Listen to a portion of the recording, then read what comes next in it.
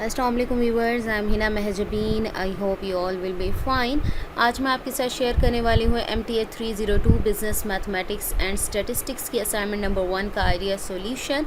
But idea solution share करने से पहले अगर आप मेरे चैनल पर न्यू हैं देन प्लीज़ मेरे चैनल को सब्सक्राइब कर दें, बेल आइकन को क्लिक करना मत भूलेगा ताकि upcoming lectures, different assignments, quizzes and papers के नोटिफिकेशंस आप तक पहुँच जाएँ। लाइक भी कीजिएगा, शेयर भी कीजिएगा। ओके जी, let's start from today's assignment solution.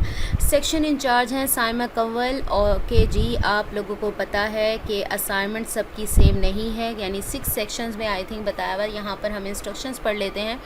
पहले इंस्ट्रक्शंस पढ़कर अपनी असाइनमेंट स्टार्ट कीजिएगा, अदरवाइज 0 मार्क्स होंगे। मैंने ये इंपॉर्टेंट पॉइंट्स हाईलाइट कर दिए हैं। Distinct assignment file has been given to each section resulting in a total of 6 separate assignment files. यानी 6 सेक्शंस बनाए गए हैं, 6 तरह की सेपरेट असाइनमेंट्स हैं, सबकी सेम नहीं है। यानी आप सपोज़ करो आप इस बैच में आ रहे हो साइमा कंवल के, तो 6 बैचेज़ है, तो सबकी साइमा कंवल वालों की सबकी सेम होगी। और भी इंस्ट्रक्टर या इंचार्ज हो सकता है, उनकी असाइनमेंट सेम होगी। The relevant assignment file can be downloaded from the announcement section of the course।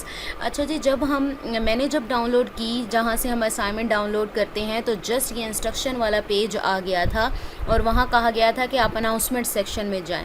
तो हम अनाउंसमेंट सेक्शन में जाते हैं, वहाँ इंस्ट्रक्शंस भी राइट की हुई हैं और लिंक भी दिया हुआ है। जब उस लिंक को क्लिक करते हो ना, तब जाके आपकी असाइनमेंट जो क्वेश्चन फाइल है वो डाउनलोड होती है। तो उस तरह से आप डाउनलोड कर सकते हो। It is important to note that students can only view the announcements relevant to their respective section। ये नहीं कि आप किसी की भी उठा लो, अपने जो अनाउंसमेंट सेक्शन में आई है असाइनमेंट उसको लोगे आप।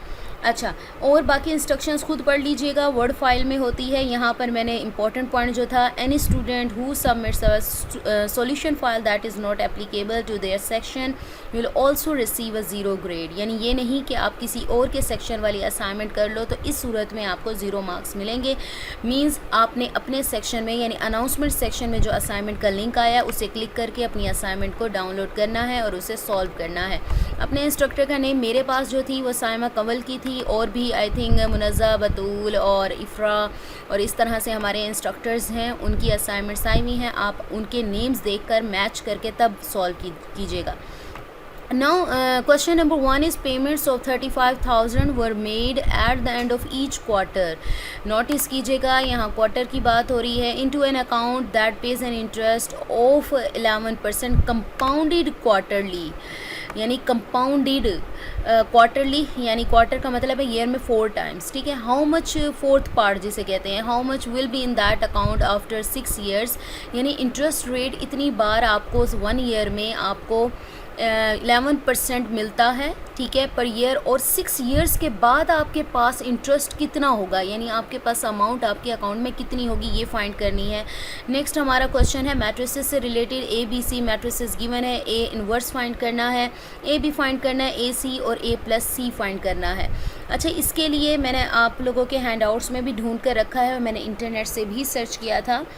नाउ लेट्स सी, यहाँ पर पेज नंबर 54 है, वहाँ पर ये तो अमाउंट, टोटल अमाउंट निकली हुई है, प्रिंसिपल प्लस इंटरेस्ट। तो यहाँ पर अगर मैं कंपाउंड इंटरेस्ट को फाइंड करती हूँ ना, कंपाउंड इंटरेस्ट को फाइंड कर लें आप, कंपाउंड इंटरेस्ट, ठीक है, इसको करें, आपके पास जो फार्मूला निकलेगा यहाँ पर आ जाओ। ये फार्मूला, इस टाइप का फार्मूला आपने यूज़ करना है, लेकिन ये आपके पास money accrued after n years also called compound amount. ये कंपाउंड अमाउंट फाइंड करने का फार्मूला है। P यानी यह प्रिंसिपल अमाउंट है, जो एक्चुअल अमाउंट इन्वेस्ट की जाएगी। 1 प्लस रेट यानी रेट ऑफ इंटरेस्ट गिवन है, डिवाइडेड बाय 100 का मतलब ये है कि परसेंटेज में होगा तो आपने क्या है उसे डेसिमल में कन्वर्ट करना है। Raise to power n number of periods, यानी कितनी बार कंपाउंड करेगा। और यहाँ पर कंपाउंड इंटरेस्ट अगर निकालना है तो इससे ये S - P, यानी यह आपने जो अमाउंट मनी अक्रूड है उसमें से प्रिंसिपल की अमाउंट को माइनस कर देते हो तो आपके पास आंसर आ जाता है। अच्छा, यहाँ पर तो एनुअली दिया हुआ है, ये अगर एग्जांपल को पढ़ूँ, एनम का मतलब है per year for 8 years, but हमारे पास जो गिवन है वहाँ क्वार्टरली की बात हुई थी। ठीक है, यहाँ पर बात किसकी हुई थी, क्वार्टरली की बात हुई थी। और मैं इसको सिलेक्ट ऑल करके ना इसका साइज़ 14 कर लेते हैं, ठीक है।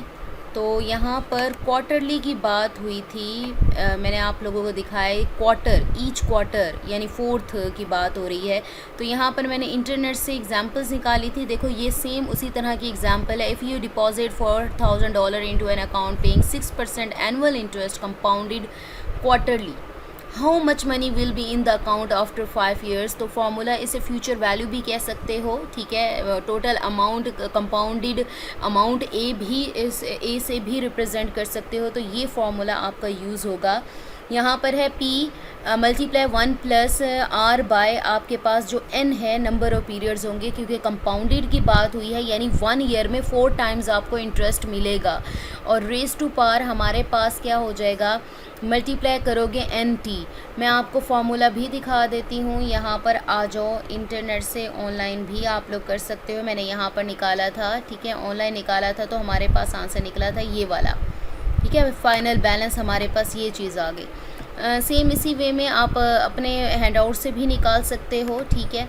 तो मैं यहाँ पर आप लोगों को दिखा देती हूँ। क्वेश्चन नंबर 2 देखते हैं पहले। क्वेश्चन नंबर 1 सॉरी, हमारे पास क्या थी, मैं फार्मूला आप लोगों को दिखा दूँ। Principal P multiply 1 plus R by N। N हमारे पास नंबर ऑफ पीरियड्स हैं, कितनी बार कंपाउंड करेगा, और यहाँ पर कंपाउंड करेगा 4 टाइम्स पर ईयर।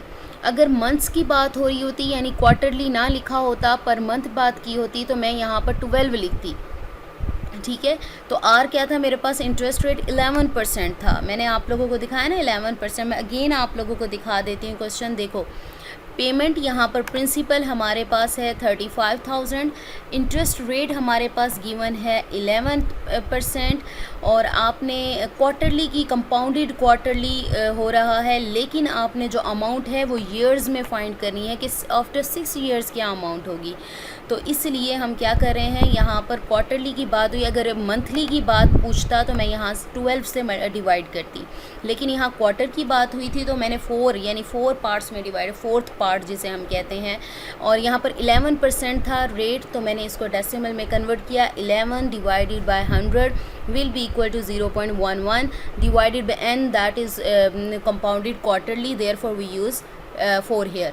ओके यहाँ पर n वही नंबर ऑफ पीरियड्स हमारे पास 4 हैं, मल्टीप्लाई T यानी कितने ईयर्स की बात की है, हमें 6 ईयर्स की बात कर रहा है कि 6 ईयर्स के बाद हमें फाइंड करना है। यहाँ पर 6 ईयर्स की बात हुई है, ठीक है। ये हमारे पास आ गया। नेक्स्ट आपने जैसे सॉल्व करते हैं, आप 0.11 को डिवाइड कर दो 4 से, 0.0275 आएगा, प्लस 1 कर दो। अच्छा मैं एक और चीज़ आपको पावर लेना बता देती हूँ। यहाँ पर जब हम करेंगे 0.0275 प्लस 1, ठीक है, आपके पास आंसर आएगा ये वाला। अब रेज टू पावर 24, 6 4 से 24 होता है, ये वाला आपने ये प्रेस करना है। इसको करोगे तो देखो रेज टू पावर आ गई, और 24 कर दो इसे, 24। तो आपके पास जो आंसर आएगा ये आंसर आएगा। देन आपने उसे मल्टीप्लाई कर देना है 35 से, 35,000 से,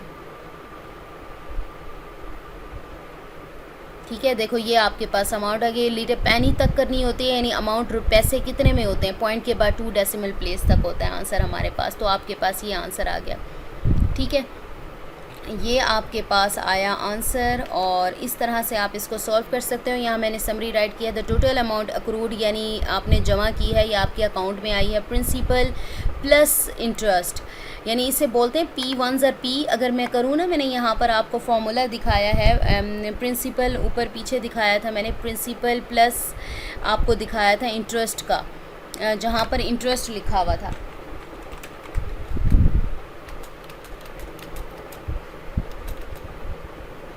बैक प्रीवियस में था हमारा इंटरेस्ट का, सिंपल इंटरेस्ट का फॉर्मूला हमारे पास आया था P plus I think I था ये वाला, interest plus principal amount.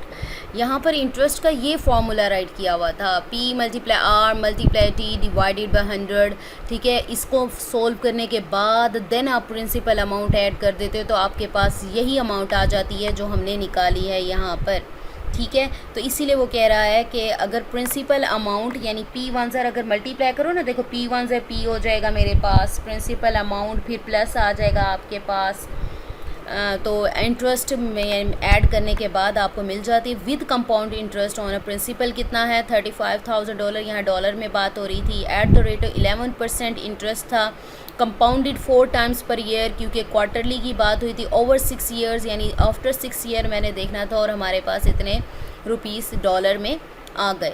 Rupees पूछे हो या डॉलर पूछे हो, आप उसी के अकॉर्डिंग ही कर सकते हो। ठीक है, ये आपका आंसर आ गया। अब आ जाओ नेक्स्ट क्वेश्चन नंबर 2 पर। क्वेश्चन नंबर 2 में आपको ABC गिवन है, आपने ए इनवर्स फाइंड करना है। ए इनवर्स का जो फॉर्मूला होता है वो हमारे पास होता है, मैं यहाँ पर दिखा देती हूँ। ए इनवर्स का जो फॉर्मूला होता है वो होता है adjoint A divided by determinant A. ये जो मोड राइट किया हुआ है इसे डिटर्मिनेंट बोलते हैं। फर्स्टली आपने कोशिश ये करनी है डिटर्मिनेंट ले लें, बिकॉज डिटर्मिनेंट लेने के बाद अगर ज़ीरो आंसर आता है तो वो आगे सॉल्व नहीं होता इनवर्स। अगर ज़ीरो नहीं आता, नॉन ज़ीरो नंबर आता है, देन आप उसे सॉल्व कर सकते हो। ठीक है, ये चीज़ आपके पास हो गई। अच्छा जी, नेक्स्ट आपने डिटर्मिनेंट लेते कैसे हैं। डिटर्मिनेंट में ए का डिटर्मिनेंट है, आपने ए का मैट्रिक्स लेना है, देन उसको मोड फॉर्म में राइट करना है। और ये जो स्ट्रेट लाइंस हैं यानी मोड फॉर्म में राइट करने का मतलब ही यही है, देखते ही पता चल जाता है कि डिटर्मिनेंट है ये। ठीक है, अगर आप ब्रैकेट्स डाल देते तो वो रॉन्ग हो जाएगा। अब डिटर्मिनेंट क्या लेते, क्रॉस मल्टीप्लिकेशन होती है, यानी देखें 1 के सामने -2 है तो मल्टीप्लाई करो, 1 मल्टीप्लाई -2 क्या आंसर आएगा -2। मिड में लगता है माइनस का साइन, 2 4 ज़ार 8 हो जाएगा। माइनस माइनस क्या होता है, प्लस होता है। 8 और 2 कितने होते हैं, 10 होते हैं, बड़ी वैल्यू के साथ माइनस है, -10, यानी ये हमारे पास नॉन ज़ीरो नंबर आया।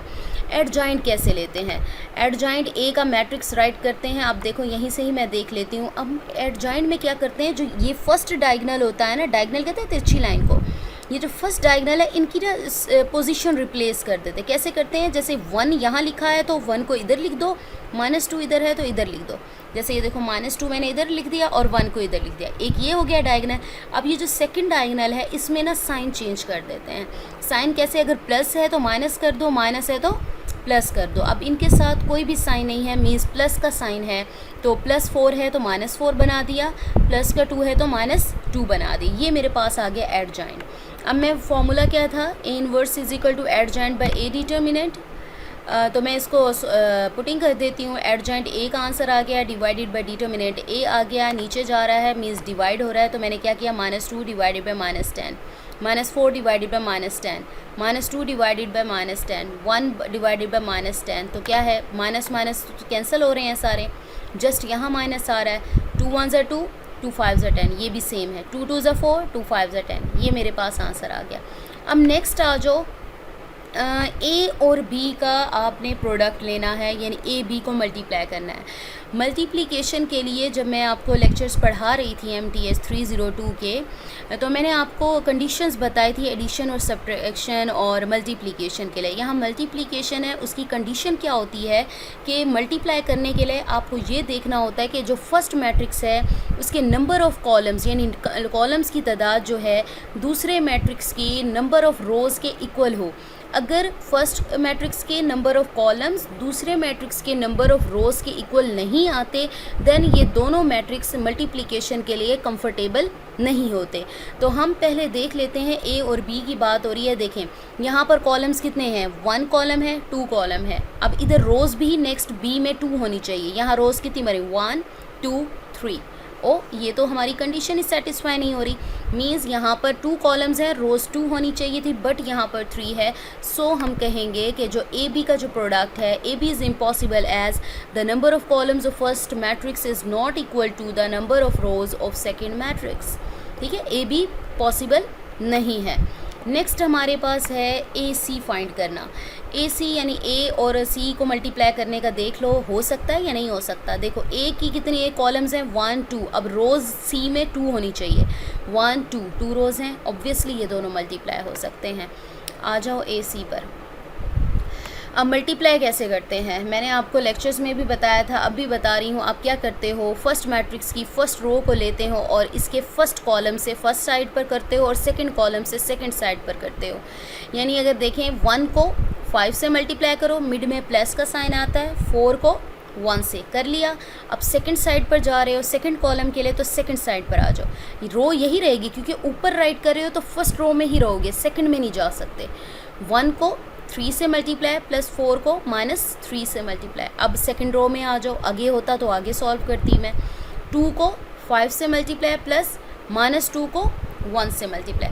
2 को 3 से मल्टीप्लाई प्लस -2 को -3 से। 5 1 5 प्लस 4 1 4, 5 और 4 कितना हो गया, 9 हो गया। 2 5 10 प्लस माइनस 2 1 2, 10 में से 2 गया 8, 3 1 3 प्लस माइनस और 3 4 12, 12 में से 3 माइनस करो 9 और 12 के साथ माइनस आ रहा है। ये आप स्टेप ऐड कर सकते हैं, मैंने इसको डायरेक्टली कर दिया। 2 3 6 और प्लस माइनस और फिर माइनस प्लस होता है, यानी 2 3 6, 6 प्लस 6 क्या हो जाएगा, 12 हो जाएगा। नेक्स्ट हमारे पास पार्ट है ए प्लस सी का। अब ए प्लस सी में ये है कि ऑर्डर सेम होनी चाहिए, यानी जितनी रोज़ पहले मैट्रिक्स में उतनी ही रोज़ दूसरे मैट्रिक्स में होनी चाहिए, कॉलम भी सेम होने चाहिए। देखो ए में 2 रोज़ 2 कॉलम्स हैं और सी में भी 2 रोज़ 2 कॉलम्स हैं, बिकॉज कोरेस्पॉन्डिंग एंट्रीज़ एक दूसरे में ऐड होती हैं, so they are comfortable for addition also. तो ए का मैट्रिक्स प्लस सी का मैट्रिक्स 1 + 5 कितना होता है, 6। 4 + 3 क्या होता है, 7। 2 + 1 कितना होता है, 3। -2 प्लस माइनस -2 -3 कितना होता है, -5 होता है। So we have completed over today's assignment of MTH 302। 2 questions थे, मैंने आप लोगों को बता दिया। आई होप ये असाइनमेंट आपके लिए हेल्पफुल होगी। मेरी कोशिश होती है कि आपको ईच एंड एवरी स्टेप समझाया जाए, ना कि आपको चीटिंग की तरह प्रोवाइड किया जाए सोल्यूशन। कि मुझे अपनी दुआ में याद रखिएगा, अपना ख्याल रखिएगा। टेक केयर, अल्लाह हाफिज़।